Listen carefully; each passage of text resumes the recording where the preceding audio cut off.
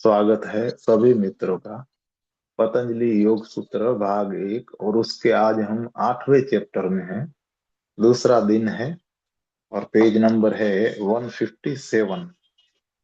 तो यहाँ साधक भगवान से प्रश्न पूछते हैं कि भगवान ऐसा क्यों है कि बुद्ध पुरुष पुरुष स्वयं को केवल एक व्यक्ति को देते हैं, जैसा कि महाकश्यप के विषय में बुद्ध ने किया था। वस्तुतः एक शिष्य द्वारा ज्योति ग्रहण करने की बौद्ध परंपरा 8 पीढ़ियों तक जारी रही। क्या एक समूह के लिए संभव नहीं था उसको पाना? भगवान कहते हैं कि नहीं, यह संभव नहीं था, क्योंकि एक समूह की कोई आत्मा नहीं होती, एक समूह का कोई व्यक्तित्व नहीं होता। केवल एक व्यक्ति ग्रहणशील हो सकता है, पा सकता है, क्योंकि केवल एक व्यक्ति का हृदय होता है। समूह कभी व्यक्ति नहीं होता। तुम सब यहाँ हो और मैं बोल रहा हूँ, लेकिन मैं समूह से नहीं बोल रहा हूँ, क्योंकि समूह के साथ कोई संवाद नहीं हो सकता। मैं यहाँ प्रत्येक व्यक्ति से बात कर रहा हूँ। तुम एक समूह में एकत्रित हुए हो, लेकिन तुम मुझे समूह की तरह नहीं सुन रहे, तुम मुझे व्यक्तियों की तरह सुन रहे हो। वास्तव में समूह अस्तित्व नहीं रखता है, केवल व्यक्ति अस्तित्व रखते हैं। समूह एक शब्द मात्र है, उसकी कोई वास्तविकता नहीं, कोई सत्व नहीं। वह एक जोड़ का नाम भर है। तुम समूह को प्रेम नहीं कर सकते, तुम देश को प्रेम नहीं कर सकते, तुम मानवता को प्रेम नहीं कर सकते। लेकिन ऐसे व्यक्ति हैं जो दावा करते हैं कि वे मानवता से प्रेम करते हैं। वे स्वयं को धोखा दे रहे हैं, क्योंकि कहीं मानवता जैसी कोई चीज नहीं है, केवल मानव प्राणी है। जाओ और खोजो, तुम कहीं मानवता नहीं खोज पाओगे।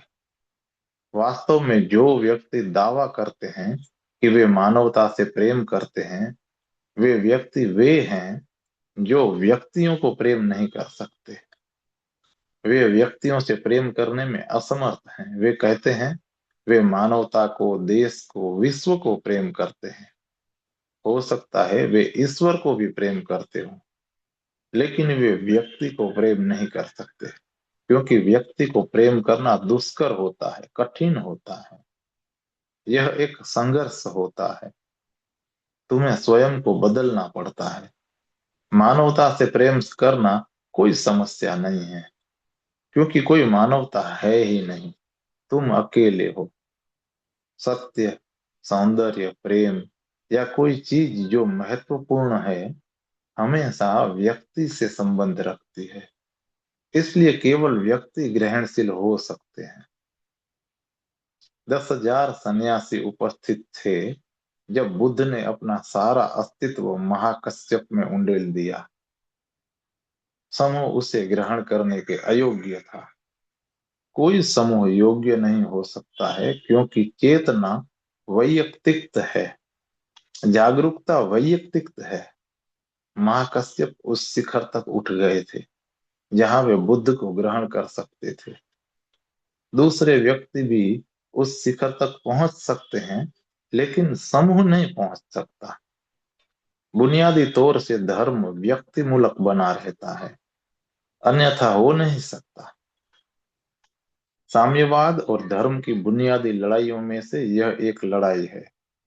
साम्यवाद समूहों, समाजों, सामूहिकताओं की भाषा में सोचता है, और धर्म व्यक्ति की भाषा में सोचता है।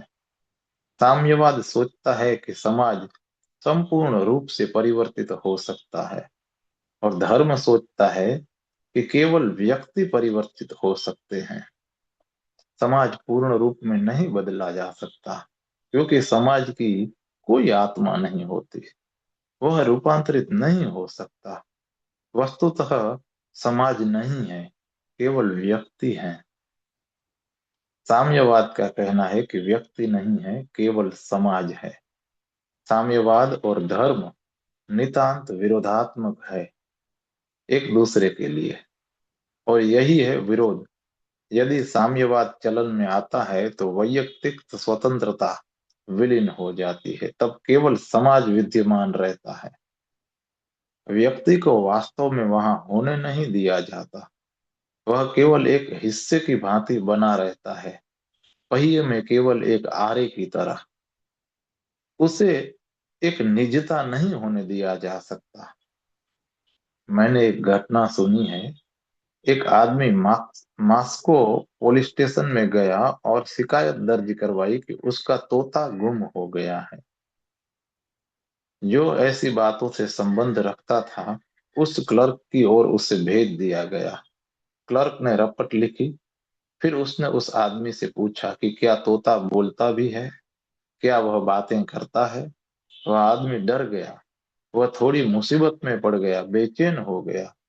वह आदमी कहने लगा, हाँ वह बोलता है, लेकिन जो कुछ राजनीतिक विचार वह जारी करता है, वह राजनीतिक विचार सच पूछिए तो उसके अपने हैं। यह व्यक्ति भयभीत था क्योंकि तोते के राजनीतिक विचार उसके मालिक के ही होंगे। एक तोता तो बस नकल करता है। तो साम्यवाद के साथ वैयक्तिकता नहीं आने दी जाती। तुम व्यक्तिगत मत नहीं रख सकते क्योंकि विचार केवल राज्य का विषय होते हैं, समूह मन का। और समूह मन निम्नतम संभव चीज है। व्यक्ति शिखर तक पहुंच सकते हैं, लेकिन कोई समूह कभी बुद्ध जैसा या जीसस जैसा नहीं हुआ है। केवल व्यक्ति शिखर बन गए हैं। बुद्ध ने अपने जीवन भर का अनुभव महाकाश्यप को दे दिया था, क्योंकि कोई दूसरा रास्ता नहीं है। वह किसी समूह को नहीं दिया जा सकता। ऐसा नहीं हो सकता, यह बिल्कुल असंभव है। संवाद, अंतर्मिलन केवल दो व्यक्तियों के बीच हो सकता है। यह वैयक्तिक तो होता है, गहन वैयक्तिक आस्था। समूह व्यक्तित्वहीन होता है। और ख्याल रहे, समूह बहुत सारी चीजें कर सकता है। पागलपन समूह के लिए संभव है, लेकिन बुद्धत्व संभव नहीं है। समूह पागल हो सकता है, लेकिन समूह प्रबुद्ध नहीं हो सकता। घटना जितनी निम्न हो, उतना ही ज्यादा समूह उसमें भाग ले सकता है। इसलिए सारे बड़े पाप समूह के द्वारा किए गए हैं, व्यक्तियों के द्वारा नहीं। एक व्यक्ति कुछ लोगों का खून कर सकता है, लेकिन एक व्यक्ति फासिज्म नहीं बन सकता है। वह लाखों का खून नहीं कर सकता। फासिज्म लाखों का खून कर सकता है, और अच्छे इरादों के साथ।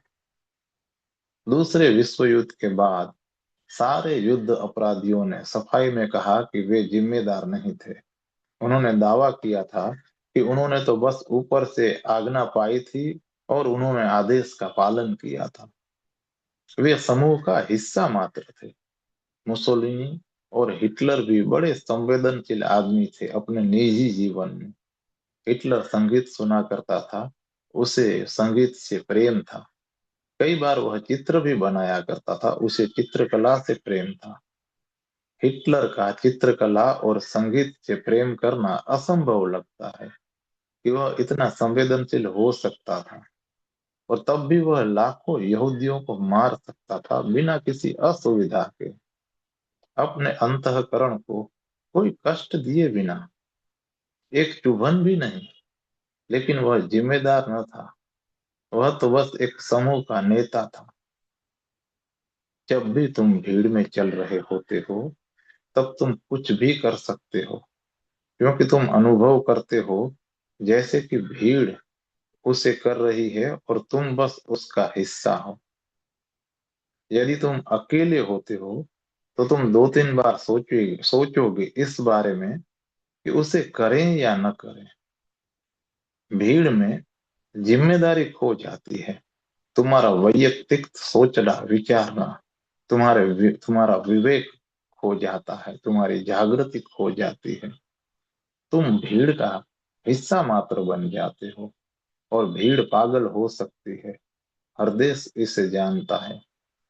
इतिहास का हर काल इसे जानता है। भीड़ पागल हो सकती है और तब तुम वह कुछ भी कर सकती है, लेकिन यह कभी नहीं सुना गया है कि भीड़ बुद्धत्व को पा सकती है।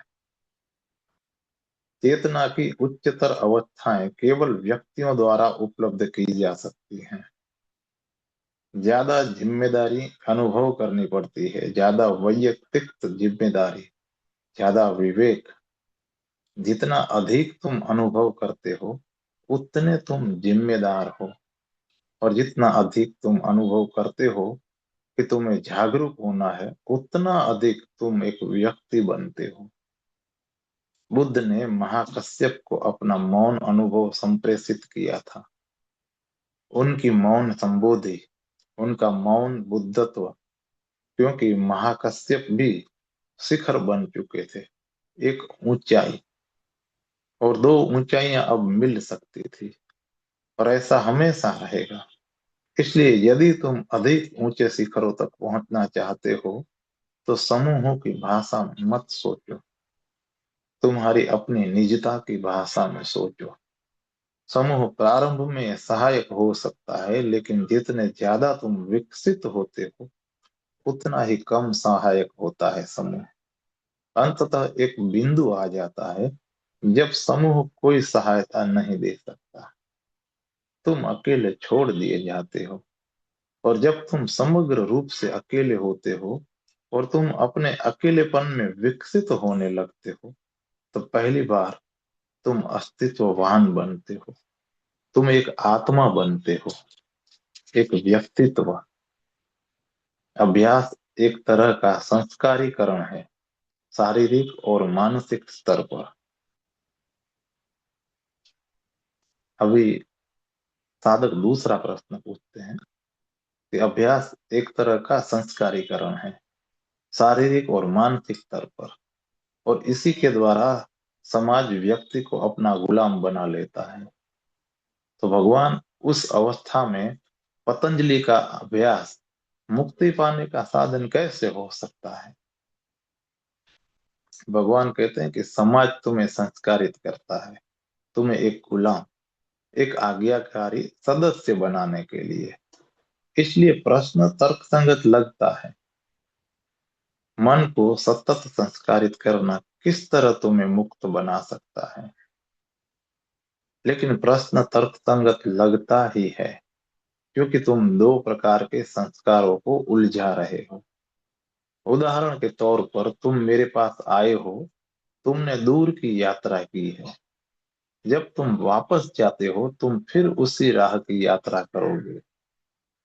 मन पूछ सकता है, जो राह मुझे यहाँ लाई है वही मुझे वापस कैसे ले जा सकती है? राह वही होगी, लेकिन तुम्हारी दिशा भिन्न होगी, बिल्कुल विपरीत। जब तुम मेरी ओर आ रहे थे तुम मेरी ओर मुख किए थे, लेकिन जब तुम वापस जाते हो तब तुम विपरीत दिशा की ओर मुख किए हो, लेकिन ये रास्ता वही होगा।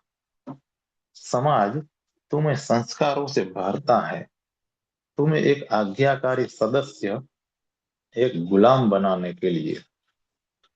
यह तो बस एक रास्ता है, उसी रास्ते पर यात्रा करनी होगी तुम्हें मुक्त बनने के लिए। केवल दिशा विपरीत होगी। वही विधि प्रयोग करनी होगी तुम्हें असंस्कारित करने के लिए। मुझे एक कथा याद है। एक बार बुद्ध अपने भिक्षुओं के पास आए, वे प्रवचन देने जा रहे थे। वे वृक्ष के नीचे बैठे थे, अपने हाथ में एक रुमाल पकड़े हुए। उन्होंने रुमाल की ओर देखा। सारी सभा ने भी सारी सभा ने भी देखा, जानने के लिए कि वे क्या कर रहे थे। फिर उन्होंने 5 गांठें रुमाल में बांधी और उन्होंने पूछा कि अब मुझे क्या करना चाहिए इस रुमाल की गांठें खोलने के लिए? क्या करना चाहिए अब मुझे? फिर उन्होंने दूसरा प्रश्न पूछा कि क्या रुमाल वैसा ही है जब इसमें कोई गांठें नहीं थी, या कि यह भिन्न है? एक भिक्षु बोला कि एक अर्थों में यह वही है, क्योंकि रुमाल का स्वरूप नहीं बदला है। गांठों के साथ भी वह वैसा ही है, वही रुमाल, अंतर्निहित रूप वही है। लेकिन एक अर्थ में वह बदल गया है, क्योंकि कुछ नया घटित हुआ है। गांठें पहली नहीं थी, अब गांठें वहां हैं। इसलिए ऊपरी तौर पर यह बदल गया है, लेकिन गहराई में यह वही है। बुद्ध ने कहा कि यही है मनुष्य के मन की स्थिति।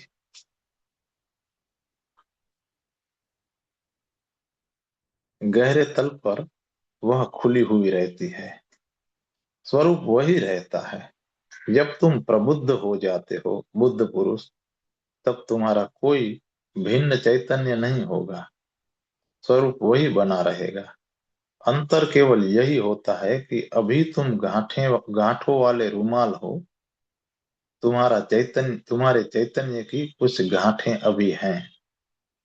और दूसरा प्रश्न बुद्ध ने पूछा था, वह था कि मुझे क्या करना चाहिए इस रुमाल की गांठ को खोलने के लिए। एक दूसरे भिक्षु ने उत्तर दिया, जब तक कि हम ध्यान न लें कि आपने उसमें गांठ बांधने के लिए क्या किया है, हम कुछ नहीं कह सकते, क्योंकि विपरीत प्रक्रिया प्रयोग में लानी होगी। जिस ढंग से आपने इसमें गांठ बांधी है, पहले उसे जानना है, क्योंकि विपरीत क्रम फिर से उसकी गांठ खोल देने वाला ढंग होगा। बुद्ध ने कहा कि यह दूसरी चीज है। तुम इस बंधन में कैसे आ गए, इसे समझ लेना है। तुम अपने बंधन में संस्कारित कैसे हो गए, इसे समझना है, क्योंकि वही होगी प्रक्रिया विपरीत क्रम में तुम्हें संस्कार शून्य करने के लिए। यदि आसक्ति संस्कारग्रत करने वाला कारण है, तब अनासक्ति सहज करने वाला कारण बन जाएगा। यदि अपेक्षाएं तुम्हें दुख की ओर ले जाती हैं, तब अपेक्षा तुम्हें गहर दुख में ले जाएगी।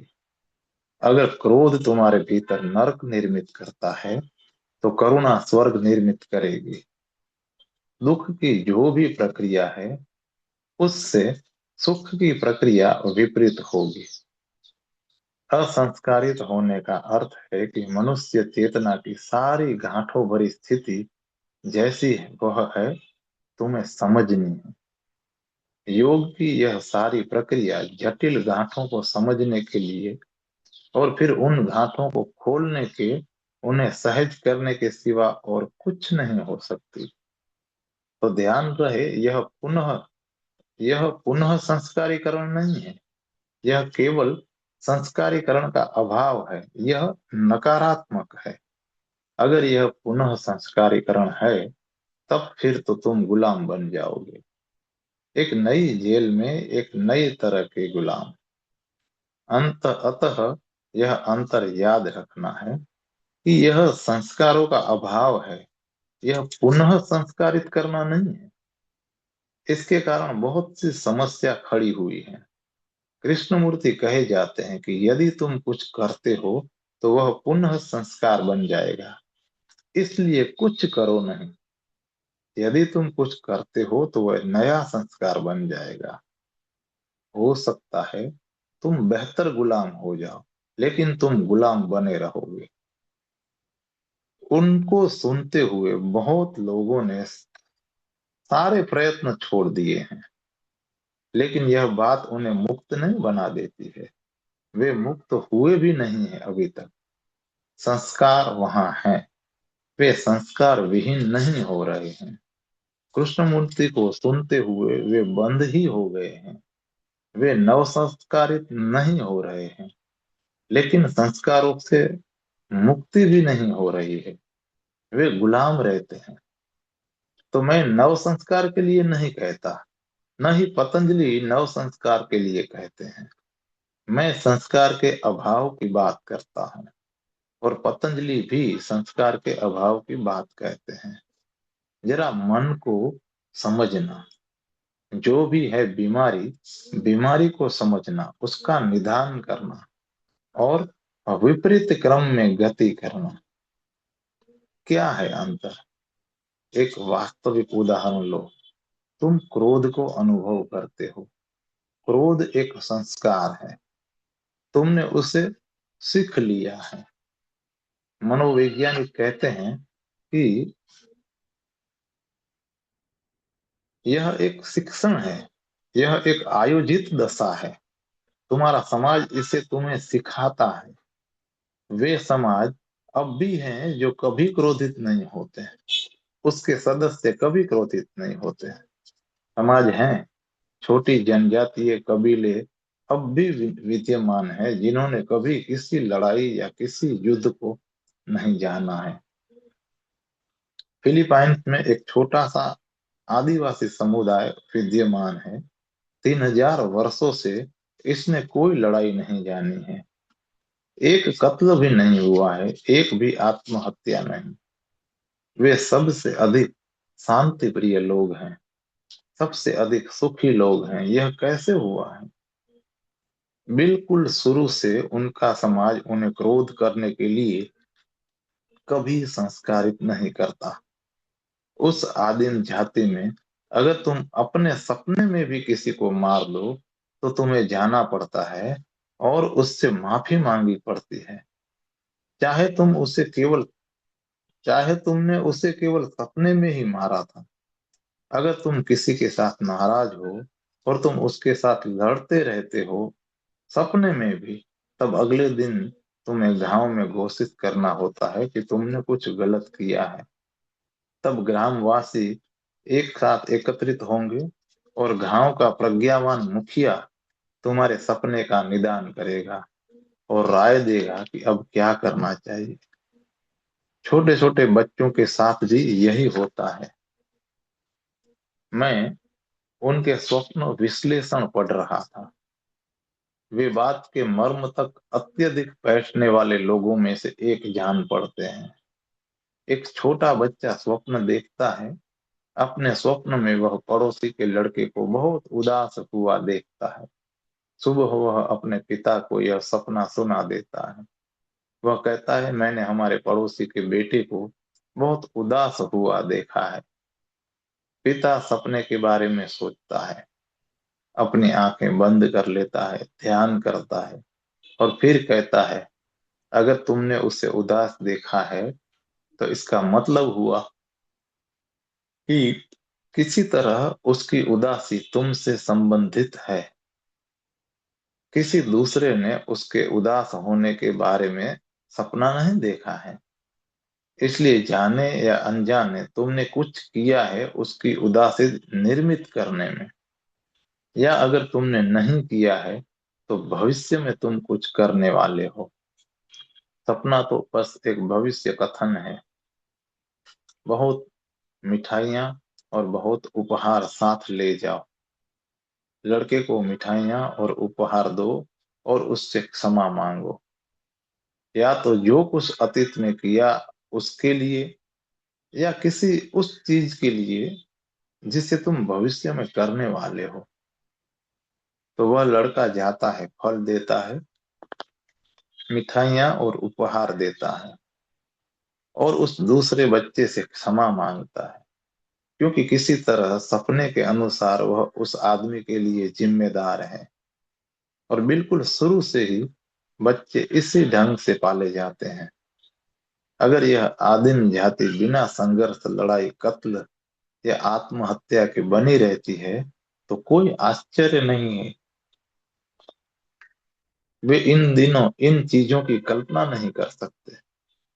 एक अलग प्रकार का मन वहां काम कर रहा है।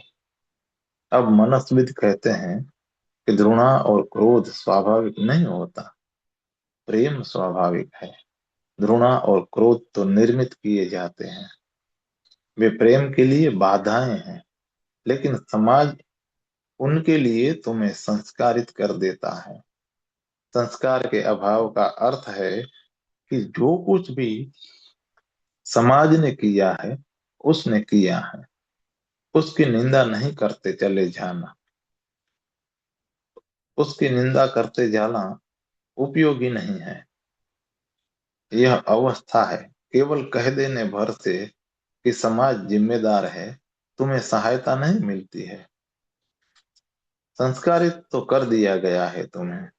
बिल्कुल, अभी जो तुम कर सकते हो वह यह है कि स्वयं को असंस्कारित करो। तो जो कुछ भी तुम्हारी समस्या है उसे गहरे में देखो, उसमें उतरो, उसे विश्लेषित करो और समझो कि तुम कैसे उसमें संस्कारित किए गए हो। उदाहरण के लिए, ऐसे समाज हैं जो कभी प्रतिस्पर्धा नहीं करते। भारत में भी आदिवासी जातियां हैं जिनके लिए प्रतिस्पर्धा कोई अस्तित्व नहीं रखती। बेशक वे हमारे मानदंडों के अनुसार बहुत प्रगतिशील नहीं हो सकते, क्योंकि हमारी तरह की उन्नति केवल प्रतियोगिता का परिणाम हो सकती है और वे प्रतियोगी नहीं होते हैं। लेकिन क्योंकि वे प्रतियोगी नहीं हैं, वे क्रोधी नहीं हैं, वे ईर्ष्यालु नहीं हैं, वे बहुत ज्यादा घृणा से भरे हुए नहीं हैं, वे इतने हिंसात्मक भी नहीं हैं, वे बहुत अपेक्षाएं नहीं रखते हैं, वे बहुत प्रसन्न तथा कृतज्ञ अनुभव करते हैं उसके लिए जो जीवन उन्हें देता है। तुम्हें चाहे जीवन कुछ भी दे दे, पर तुम कृतज्ञ अनुभव नहीं करते। तुम हमेशा निराश रहते हो, क्योंकि तुम हमेशा अधिक की मांग कर रहे हो। तुम्हारी आशाओं और इच्छाओं का कोई अंत नहीं है। इसलिए अगर तुम दुखी अनुभव करते हो तो दुख को जांचना और उसका विश्लेषण करना। ये संस्कारक तत्व क्या है जो दुख निर्मित कर रहा है। और यह बहुत कठिन नहीं है समझना। यदि तुम दुख निर्मित कर सकते हो, यदि तुम इतने समर्थ हो दुख निर्मित करने में, तो इसे समझने में कोई कठिनाई नहीं है। यदि तुम इसे निर्मित कर सकते हो तो तुम इसे समझ सकते हो। पतंजलि का सारा दृष्टिकोण है आदमी के दुख पर दृष्टि डालते हुए यह पाया गया है कि आदमी स्वयं जिम्मेदार है। वह कुछ कर रहा है दुख को निर्मित करने के लिए। वह करना अब एक आदत हो गया है, इसलिए वह किए चला जाता है। वह आवृत्ति मूलक बन गया है, यांत्रिक, यंत्र मानव जैसा। लेकिन यदि तुम जागरूक बन जाते हो तो तुम इसे समाप्त कर सकते हो। तुम आसानी से कह सकते हो कि मैं सहयोग नहीं दूंगा। तब रचना तंत्र कार्य करना बंद कर देगा। कोई तुम्हारा अपमान कर देता है, तुम बस स्थिर बने रहते हो और चुप हो जाते हो। प्रक्रिया आरंभ होगी, पिछला ढांचा सक्रिय हो जाएगा, क्रोध आएगा, धुआं उठेगा और तुम बस पागल होने की सीमा पर होोगे। लेकिन तुम निश्चेष्ट बने रहो, सहयोग मत दो और बस देखो कि पुर्जे क्या कर रहे हैं। तुम अनुभव करोगे चक्र के भीतर चक्र घूम रहे हैं तुम्हारे भीतर, लेकिन वे असमर्थ हैं क्योंकि तुम सहयोग नहीं दे रहे हो। या अगर तुम असंभव पाते हो ऐसी स्थिर अवस्था में बने रहना, तो अपने कमरे में चले जाओ, दरवाजा बंद कर लो और अपने सामने एक तकिया रख लो और तकियों को मारो पीटो, तकिए पर क्रोध करो। जब तुम तकिए को पीट रहे होते हो, तकिए पर क्रोध कर रहे होते हो, पागल हुए जाते हो, तब जरा ध्यान से देखो कि तुम क्या कर रहे हो, क्या हो रहा है। ढांचा अपने को कैसे दोहरा रहा है। यदि तुम निश्चेष्ट हो सकते हो तो वह सबसे अच्छा है। यदि तुम अनुभव करते हो कि यह कठिन है, तुम खींचे चले जा रहे हो, तब कमरे में चले जाओ और तकिए पे क्रोध कर लो। तकिए के साथ तुम्हारा पागलपन पूरी तरह से प्रकट हो जाएगा तुम्हारे सामने, वह साफ दिख जाएगा।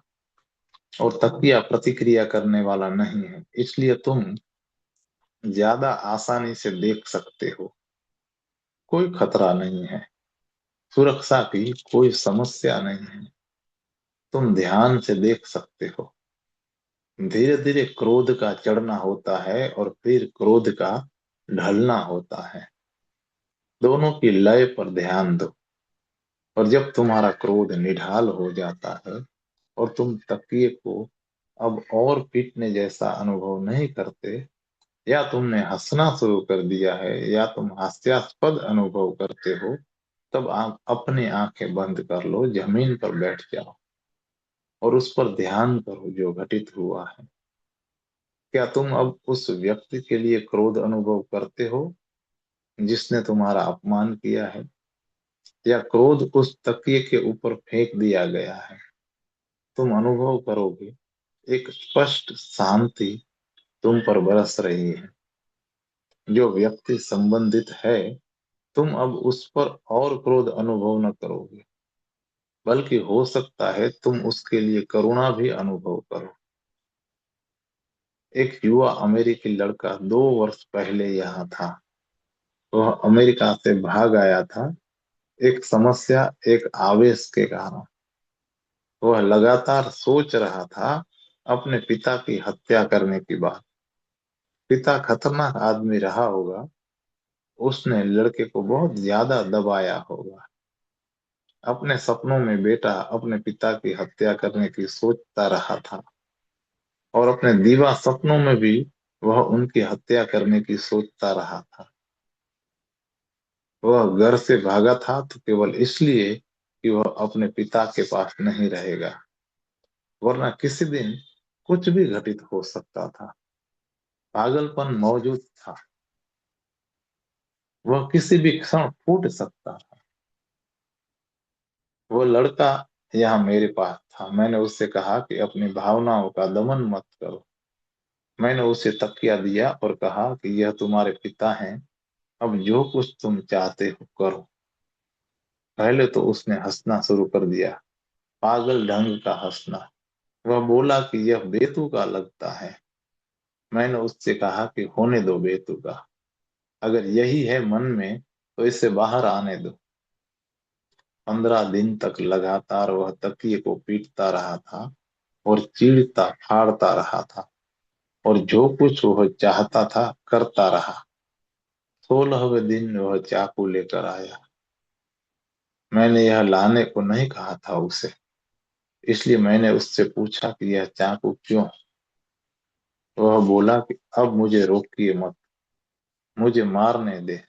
अब तकिया मेरे लिए कोई तकिया नहीं रहा, तकिया वास्तव में मेरा पिता बन गया है। तो उस दिन उसने अपने पिता को मार डाला। फिर उसने रोना शुरू कर दिया। उसकी आंखों में आंसू आ गए। वह शांत पड़ गया, हल्का हो गया, और उसने मुझसे कहा कि अब मैं अपने पिता के लिए ज्यादा प्रेम अनुभव कर रहा हूँ, ज्यादा करुणा। अब मुझे वापस घर जाने दीजिए। अब वह वापस अमेरिका पहुंच गया है। अपने पिता के साथ उसका संबंध पूरी तरह से बदल चुका है। क्या घटित हुआ है? बस यही कि एक यांत्रिक आवेग टूट गया था। जब कुछ पुराने ढांचे तुम्हारे मन को पकड़े हुए हों, तब अगर तुम स्थिर बने रह सकते हो तो यह अच्छा है। यदि तुम नहीं रह सकते, तब इसे नाटकीय ढंग से घटित होने दो, लेकिन अकेले, किसी के साथ नहीं। क्योंकि अब कभी तुम अपने ढांचे का अभिनय करते हो, जब कभी तुम अपने ढांचे को किसी के साथ स्वयं व्यक्त होने देते हो, तो यह फिर नई प्रतिक्रियाओं को निर्मित करता है, और फिर यह दुष्चक्र बन जाता है। सबसे अधिक महत्वपूर्ण बात है कि ढांचे के प्रति चौकन्ना होना। चाहे तुम मौन बने खड़े हुए हो या अपने क्रोध और घृणा को अभिनीत कर रहे हो, यह कैसा खुलता जाता है इसे देखते हुए सजग हो। और यदि तुम रचना तंत्र को देख सकते हो, तो तुम उसे मिटा सकते हो। योग के सारे चरण बस उसे अनकिया करने के लिए हैं जो तुम करते हो। वे नकारात्मक हैं, वे कुछ नया निर्मित नहीं करना है, गलत को नष्ट मात्र करना है, और तब ठीक वहां पहले से ही है। तो विधायक कुछ नहीं है, कुछ नहीं किया जाना है, केवल कुछ नकारात्मक ही करना है। विधायक उसके तले ही छिपा है। वह किसी लहराती धारा की भांति है जो चट्टान के नीचे छिपी है। तुम धारा का निर्माण नहीं कर सकते, वह वहां निनाद कर रही है पहले से ही। वह मुक्त हो, प्रवाहमान होना चाहती है, पर एक चट्टान है वहां। इस चट्टान को हटा देना है। एक बार चट्टान हटा दी जाती है, धारा बहना शुरू कर देती है। आनंद, सुख, हर्ष या जो कुछ भी तुम नाम रखो उसका, वह तुम्हारे भीतर बह ही रहा है। केवल कुछ चट्टाने हैं वहां। वे चट्टाने समाज के आरोपित संस्कार हैं। उन्हें असंस्कारित कर दो। अगर तुम अनुभव करते हो कि आसक्ति चट्टान है, तो अनासक्ति के लिए प्रयत्न करो। अगर तुम अनुभव करते हो कि क्रोध चट्टान है, तो अक्रोध के लिए प्रयास करो। अगर तुम्हें लगता है कि लोभ चट्टान है, तब अलोभ के लिए प्रयास करो। बस विपरीत करो। लोभ का दमन मत करो, केवल विपरीत करो। कोई चीज करो जो गैर लोभ की हो। क्रोध का दमन दमन मात्र मत करो। कुछ करो जो अक्रोध की बात हो। जापान में जब किसी को क्रोध आता है तो उसका परंपरागत शिक्षण होता है। अगर कोई क्रोधित होता है तो तुरंत उसे कुछ ऐसी बात करनी होती है जो अक्रोध की हो। वही ऊर्जा जो क्रोध में सरकने जा रही थी, अब अक्रोध में सरकने लगती है। ऊर्जा तटस्थ है। यदि तुम किसी पर क्रोध अनुभव करते हो और तुम उसके चेहरे पर चांटा जड़ देना चाहते हो, तो फूल दो और देखो कि क्या घटित होता है। तुम उसके चेहरे पर चांटा मारना चाहते थे, तुम क्रोध में कुछ करना चाहते थे। उसे फूल दो और जरा ध्यान दो क्या घटित हो रहा है। तुम कुछ बात कर रहे हो जो अक्रोध की है। वही ऊर्जा जो तुम्हारे हाथ को क्रोध में बहाने वाली थी, अब भी तुम्हारे हाथ को चलाएगी। वही ऊर्जा जो उसे मारने जा रही थी, अब उसे फूल देने जा रही है। स्वभाव अब बदल गया है। तुमने कुछ किया है, और ऊर्जा ऊर्जा तटस्थ है। अगर तुम कुछ नहीं करते, तब तुम दमन करते हो, और दमन दमन विष है। तो कुछ करो, लेकिन विपरीत ही करो। यह कोई नया संस्कार नहीं है, यह तो बस पुराने को असंस्कारित करना है। जब पुराना मिट गया है, तब गांठें विलीन हो गई है। तुम्हें कुछ करने की चिंता नहीं रहेगी। तब तुम सहज रूप से बह सकते हो।